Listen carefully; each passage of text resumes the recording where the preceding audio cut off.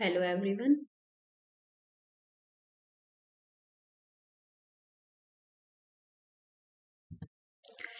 Okay, let's start today's session.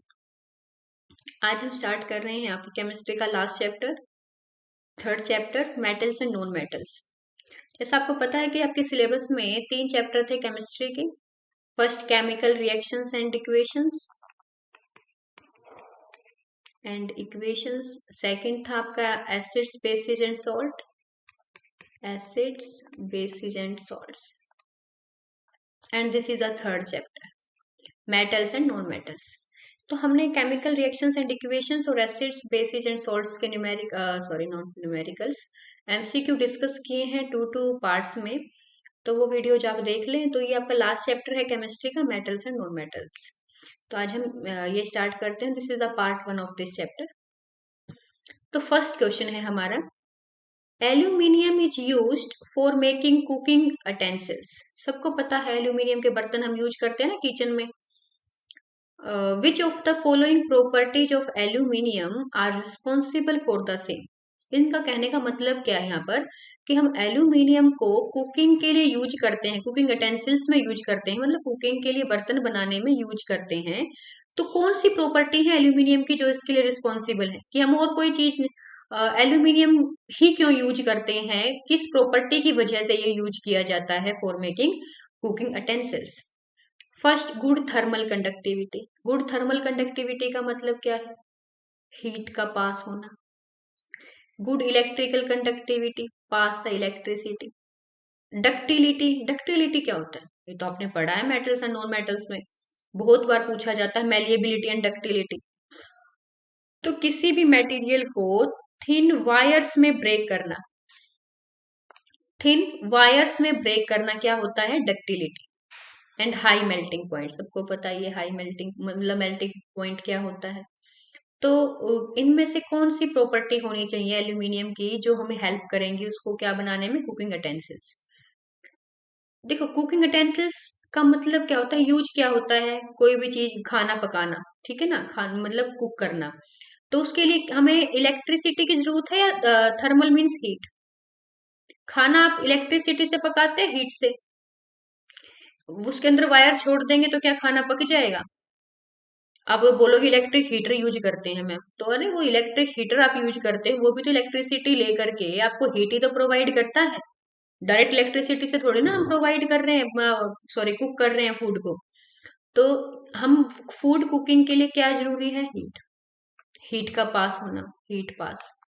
तो heat पास मतलब वो थर्मल कंडक्टिविटी उसकी क्या होनी चाहिए? अच्छी, कि अच्छे तरीके से वो हीट को अपने में से पास करते हैं, ठीक है ना, फ्लो करता रहे हीट का। इलेक्ट्रिक, हमें करंट की जरूरत नहीं है वहां पर, हमें खाना पकाना है, ठीक है, हमें टीवी नहीं चलाना, इलेक्ट्रिसिटी की जरूरत नहीं है हमें। तो और डक्टिलिटी, हमें वायर्स नहीं बनानी, हमें एल्यूमिनियम की वायर्स नहीं बनानी, हमें तो कुकर वगैरह बनाने हैं। हमें क्या जरूरत है कि एल्यूमिनियम है वो डक्टाइल है या नहीं है, उसकी हमें जरूरत नहीं है यहाँ पर, ठीक है। वैसे तो एल्यूमिनियम में डक्टाइल होता है, पर हमें यहाँ पर वो इसके लिए रिस्पॉन्सिबल नहीं है कि गुड कुकिंग यूटेंसिल्स के लिए इसकी रिक्वायरमेंट नहीं है। हाई मेल्टिंग पॉइंट, बहुत ही important point, high melting point तो होना ही होना चाहिए। अदरवाइज ऐसा ना हो कि मतलब आपका कुकर पहले मेल्ट हो जाए और आपका खाना बाद में बने, है ना। तो मतलब वो उसमें से अपनी सारी हीट पास कर दे, जितनी हीट आप, जैसे आपने गैस पे कुकर रखा ना, अगर वो इंसुलेटर होगा तो वो हीट कुकर के अंदर जाएगी ही नहीं, और कुकर के अंदर हीट नहीं जाएगी तो खाना कैसे बनेगा। तो वो कैसा होना चाहिए, उसकी थर्मल कंडक्टिविटी अच्छी होनी चाहिए कि मैक्सिमम हीट को वो क्या कर दे? पास कर दे। और मेल्टिंग पॉइंट भी बहुत ज्यादा हाई होना चाहिए, ऐसा नहीं कि आपका जो बर्तन है वही मेल्ट होना शुरू हो जाए, ठीक है। तो हाई मेल्टिंग पॉइंट, तो कौन कौन सी प्रॉपर्टी उसके लिए रिस्पॉन्सिबल है? First, good thermal conductivity and high melting point. तो one and fourth, so here option D is correct. Next question, the most abundant metal in the earth crust. कौन सा है most abundant metal in the earth crust? आपका iron है, aluminium है, calcium है या sodium है? बताओ कौन सा आपका मोस्ट अबंडेंट एलिमेंट है। सबको लगता है कि आयरन होगा, क्योंकि बहुत हम देखते हैं ना कि हर चीज आयरन से मिलके बनी है, तो हमें बहुत बार देखने से ऐसा लगता है कि आयरन होगा। but not. The most abundant metal in the earth crust is aluminium. So here option B is correct. Aluminium is the most abundant metal. Next, the poorest conductor of heat among metals is. देखो सबको पता metals are good conductor of heat and electricity. Metals are good conductor of heat and electricity. But देखो good conductor है इसका मतलब सारे तो best नहीं हो सकते ना, कुछ उनमें से बेस्ट होंगे, कुछ बेटर होंगे, कुछ गुड होंगे, है ना। तो पुअरेस्ट भी होंगे कुछ ना कुछ, बहुत इनमें करती तो सब में है, पर कुछ पुअर है, कुछ गुड है, कुछ बेस्ट है। तो इनमें से, इन फोर में से हमें ये देखना है कि इनमें से सबसे कम कंडक्टिविटी किसकी है। ठीक है, तो बताओ इनमें से सबसे कम कंडक्टिविटी किस मेटल की है। सोडियम की, कैल्शियम की, मरकरी की, लेड की। Lead, lead is the poorest conductor of heat among metals. ठीक है, तो लेड में से हीट है जो बहुत ही कम पास होती है इन अगर हम इन फोर में से कंपेयर करें तो। Okay, next, which property of metal is used for making bells and strings of musical instrument like sitar and violin. बताओ कौन सी प्रॉपर्टी का यूज किया जाता है। सोनोरसनेस, मेलिएबिलिटी, डक्टिलिटी या कंडक्टिविटी। तो किस प्रॉपर्टी का यूज किया जाता है। सबको पता है जो मेटल्स हैं वो सोनोरस भी होते हैं, मेलिएबल भी होते हैं, डक्टाइल भी होते हैं और कंडक्टर भी होते हैं। मेटल्स में सारी प्रॉपर्टी होती हैं, ये चारों ही चारों प्रॉपर्टी मेटल्स की हैं। Metals are sonorous, metals are malleable. Malleable का मतलब क्या होता है, थिन सिट में ब्रेक हो जाना, थिन सिट में, पतली सी बिल्कुल सिट में। इसका मतलब होता है थिन वायर में ब्रेक, थिन वायर में टूट जाना। कंडक्टिविटी सबको पता है, पासिंग ऑफ हीट होती है। सोनोरस का मतलब क्या होता है, एक अच्छी आवाज देना। ठीक है ना, सोनोरस है मतलब जब वो गिरते हैं तो उनसे क्या आती है, एक अच्छी आवाज आती है। जब बर्तन गिरते हैं तो आवाज आती है ना, क्योंकि वो मेटल के बने होते हैं। तो सबको समझ में आई सारी चीजें क्या क्या है। तो भी इन्होंने पूछा which property of metal is use for making bells of strings of musical instrument. तो जो म्यूजिकल इंस्ट्रूमेंट्स में जो आप यूज करते हो, किस प्रॉपर्टी के ड्यू टू उनको यूज करते हो। क्या वो मेलिएबल है इसलिए करते हो, सोनोरस है इसलिए करते हो, डक्टाइल या कंडक्टिविटी के ड्यू टू यूज करते हो। देखो इन्होंने म्यूजिकल इंस्ट्रूमेंट की बात की। म्यूजिकल का मतलब किससे होता है, आवाज से, साउंड से। तो साउंड प्रोड्यूस करते हैं ना, और उस प्रॉपर्टी को क्या बोलते हैं, सोनोरस। जो मेटल्स हैं they produce a good sound, this property is called sonorous.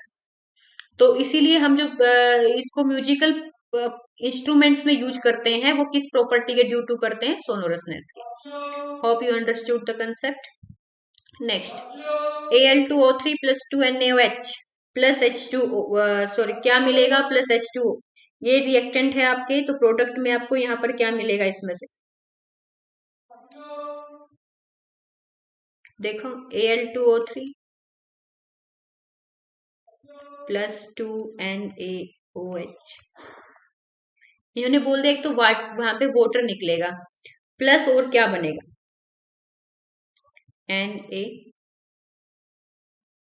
NaAlO2 plus H2O। देखो यहाँ पर Na2 है ना, तो यहाँ पे 2 लगा के देखें, 2 लगा दिया।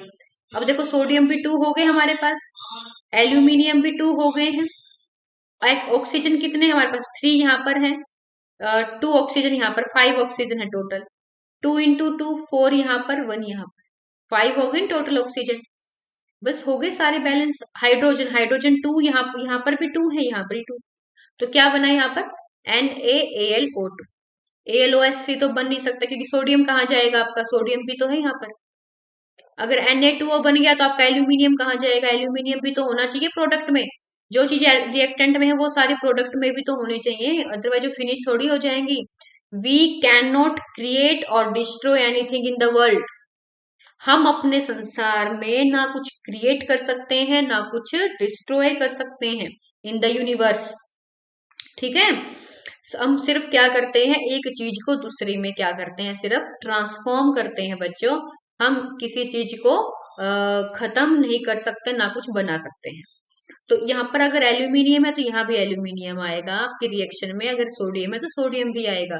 इसमें देखो NaAlO2, इसमें मैंने NaAlO2 लिख के देखा और इसकी इसको बैलेंस किया तो सभी रिएक्शन बिल्कुल ठीक आ रही है। अब NaO2 NaO2, देखो बात तो ये वही है। ये भी वही चीज है, ये भी वही चीज है, सेम है, बस लिखने का तरीका अलग अलग है। इसमें हमने एल्यूमिनियम को पहले लिख दिया है, इसके अंदर सोडियम को पहले लिख दिया, बस। ठीक है ना, तो हमारे पास क्या बन रहा है, NaAlO2।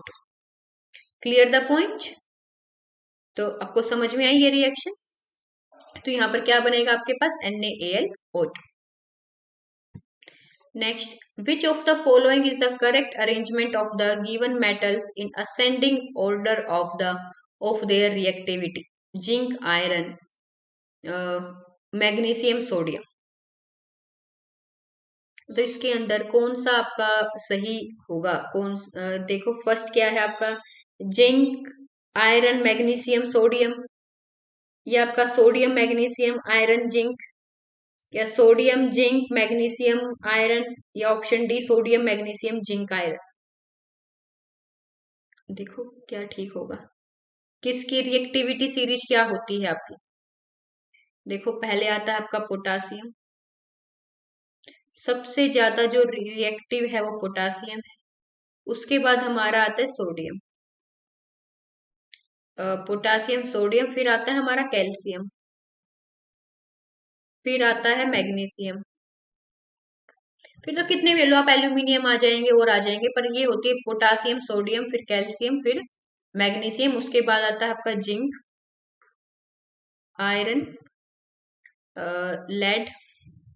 ये आपको दिखेगा नहीं, इसके बाद यहाँ पर मैं यहाँ पे लिखती हूँ, जिंक के बाद जिंक, आयरन, लेड, हाइड्रोजन। ठीक है ना, बस हम इससे ऊपर की ही बात करते हैं, नीचे फिर आपके कॉपर आ जाएगा, सिल्वर आ जाएगा, गोल्ड आ जाएगा। ठीक है, तो हम देखते हैं यहाँ पर सबसे पहले पोटासियम है, फिर सोडियम है, फिर मैग्नीशियम, पर हमें यहाँ पर क्या क्या दे रखा है, सोडियम, सोडियम दे रखा है, मैग्नीशियम दे रखा है, जिंक, आयरन। अब यहाँ से सर्च करो, सोडियम फर्स्ट नंबर पे है आपका, सोडियम सबसे ज्यादा किसकी है, सोडियम की रिएक्टिविटी सीरीज में, या की रिएक्टिविटी सीरीज है यहाँ पर, ये सबसे ज्यादा, इसकी क्या है, सबसे ज्यादा। ठीक है, अब इनकी क्या हो रही है, डिक्रीज हो रही है, डिक्रीजिंग, ये डिक्रीजिंग सीरीज है आपकी। तो यहाँ पर जो दे रखा हूं मैं, फर्स्ट नंबर पे क्या है आपका, सोडियम, सेकंड नंबर पे क्या है आपका, मैग्नीशियम, फिर थर्ड नंबर पे क्या है आपका, जिंक, फोर्थ नंबर पे क्या है आपका, आयरन। ठीक है, तो ये आपकी रिएक्टिविटी सीरीज। अब देखो कौन सा फॉलो कर रहा है 1 2 3 4 को, ये तो पहले जिंक आ गया, जिंक क्या है, थर्ड नंबर पे है, ये तो नहीं हो सकता। सोडियम 1 पे है, ठीक है, मैग्नीशियम 2 पे, ये 4 पे आ गया, है ना, ये 3 पे, ये भी नहीं है, 1, ये सीधा 4 पे चला गया ना, 3 पे, 1 के बाद 3 आ गए, ये भी नहीं हो सकती, तो 1 2 3 4। ठीक है, तो here option D is correct. तो आप इसको याद कर लो, potassium, sodium, calcium, magnesium, zinc, iron, lead, zinc, sorry lead, फिर हाइड्रोजन, फिर आएंगे आपके copper, silver, copper, mercury, silver, gold, और देन प्लेटिनम। ठीक है, ये आपकी रिएक्टिविटी सीरीज होती है। रिएक्टिविटी सीरीज करना बहुत ही इंपॉर्टेंट है बच्चों, इस पे बहुत सारे क्वेश्चन अराइज होते हैं। जो आपकी डिस्प्लेसमेंट रिएक्शंस है वो भी कम इसी के ऊपर बेस होती है। ठीक है ना, अगर आपको दे दिया जाए, ऐसे दे दिया जाए आपको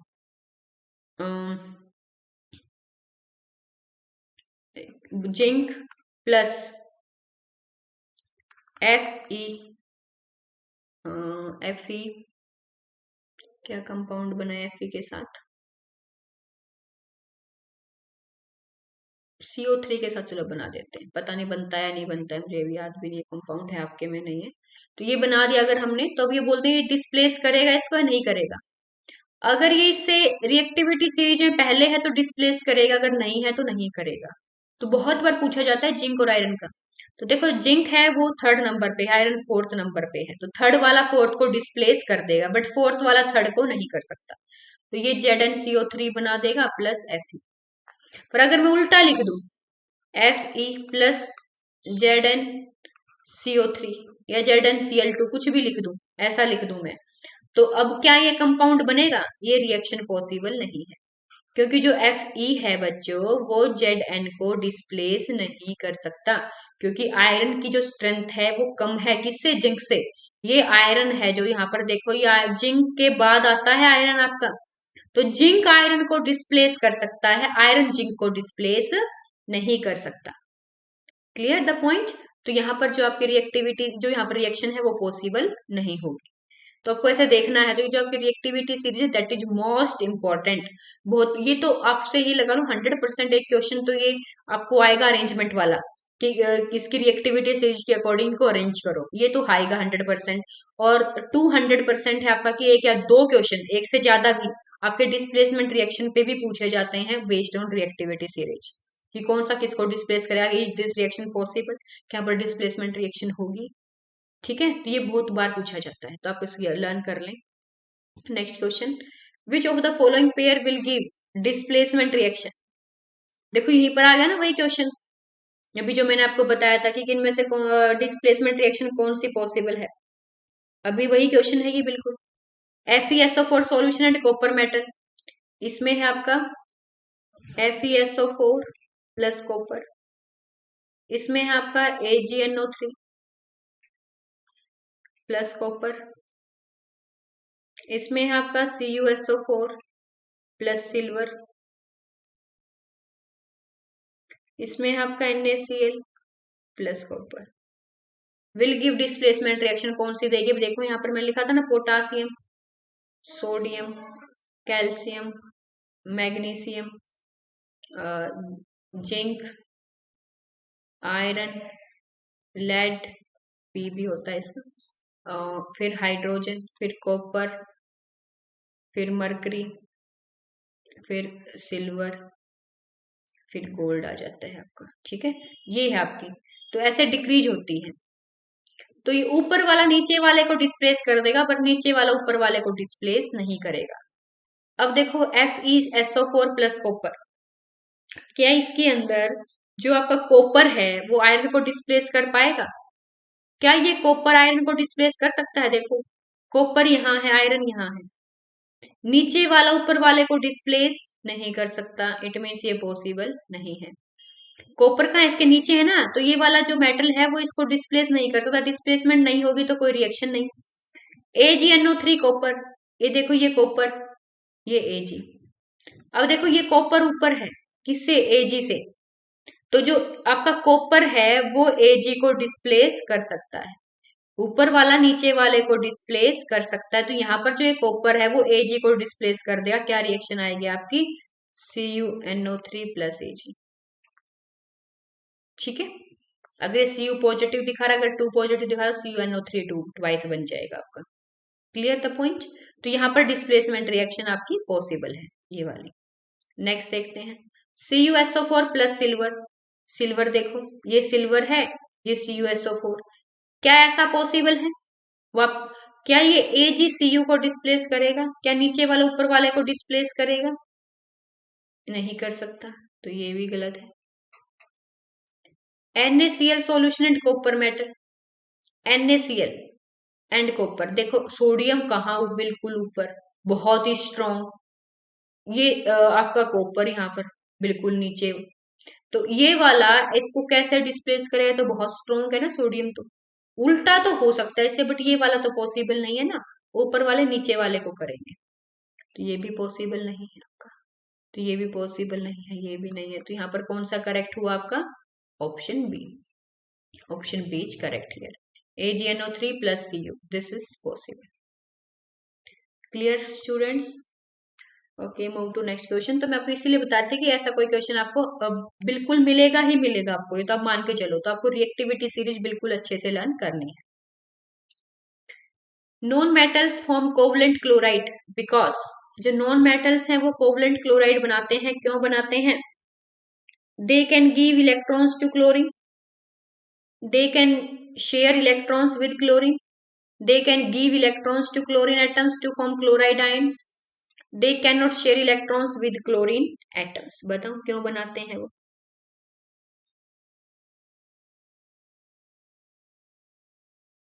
non metals, for example carbon form covalent chloride, chloride chlorine.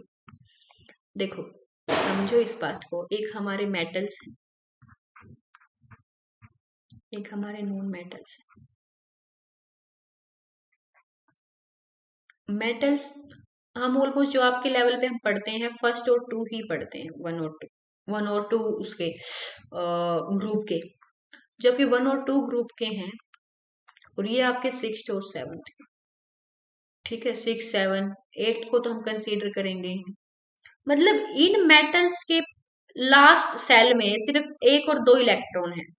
वैसे तो चार तक के मेटल्स लेते हैं और फाइव से अबो वाले नॉन मेटल्स होते हैं। ठीक है, वो छोड़ो, आप इतना ही लो जो आपके में है। तो वन और टू, इनके लास्ट सेल में सिर्फ वन और टू इलेक्ट्रॉन है बच्चों, और इनके लास्ट सेल में सिक्स और सेवन।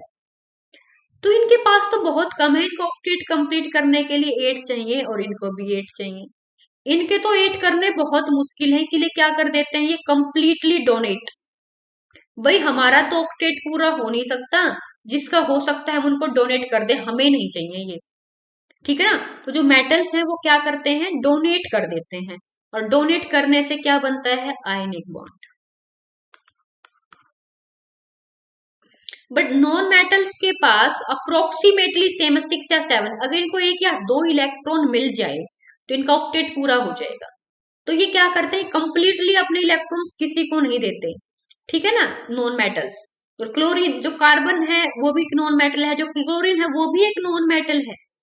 तो इसीलिए जो नॉन मेटल है, नॉन मेटल्स के साथ ये भी एक नॉन मेटल, इसके भी लास्ट सेल में सिक्स या सेवन इलेक्ट्रॉन है, इसके में भी सिक्स या सेवन इलेक्ट्रॉन है। ठीक है ना। ठीक है, मैं अगर मैं कार्बन ले रही हूँ तो इसमें फोर है, तो फोर है तो ये भी चाहेगा कि मेरे एट हो जाए, मैं अपने फोर नहीं दूंगा। तो ये क्या करते हैं बच्चों, ये करते हैं कि भाई आपका भी काम चल जाए, मेरा भी काम चल जाए, हम शेयरिंग कर लेंगे कि भाई आपका भी ऑक्टेट पूरा हो जाएगा और मेरा भी हो जाएगा। तो ये क्या करते हैं, अपने ऑक्टेट को कंप्लीट करने के लिए नॉन मेटल शेयरिंग करते हैं। ये कंप्लीटली डोनेट नहीं करते। कौन करता है कंप्लीटली डोनेट, मेटल्स। इसलिए आप हमेशा याद रखें, जो मेटल्स हैं वो आयनिक बॉन्ड बनाते हैं, जो आपके नॉन मेटल्स हैं वो कोवलेंट बॉन्ड बनाते हैं। ठीक है, कोवलेंट बॉन्ड बनता है शेयरिंग से, ये बनता है डोनेशन से। ये कंप्लीटली डोनेट कर देते हैं, ये ओनली शेयर करते हैं। तो बताओ, दे कैन गिव इलेक्ट्रॉन, ये देते नहीं है। They can share electrons with chlorine, yes, option B is correct here. ये क्या करते हैं, अपने इलेक्ट्रॉन्स को शेयर कर लेते हैं। They can give electrons to chlorine atom to form chloride ions, no. They can not share electron, नहीं, ये शेयर करते हैं। ठीक है ना, तो ये यहाँ पे option B is correct. Next, which of the following are not ionic compound, कौन सा आयनिक कंपाउंड नहीं है यहाँ पर। मैंने बताया था ना, मेटल्स कौन से आयनिक कंपाउंड कौन बनाता है, मेटल। और मेटल देखो, मेटल्स मेटल्स के बीच में कोई बॉन्ड नहीं होता। मेटल्स नॉन मेटल्स के बीच में बनता है आयनिक बॉन्ड, और नॉन मेटल के बीच में होता है शेयरिंग से कोवलेंट बॉन्ड। मेटल मेटल कभी बॉन्ड नहीं बनाते। ठीक है, ये मत बोला मैम ये P4 है सेट है, वो तो उनकी नेचुरल स्टेट होती है।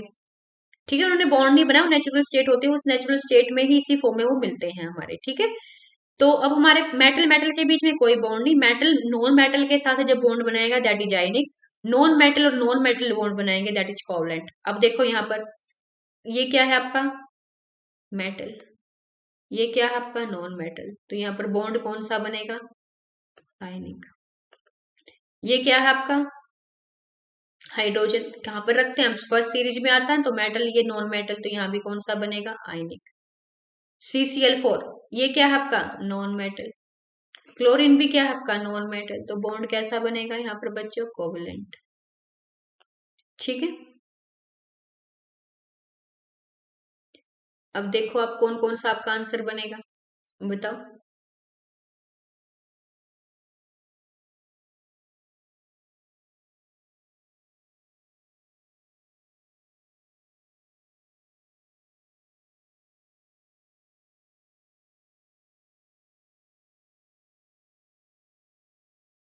अब देखो देखो, और NaCl, सोडियम क्या है आपका?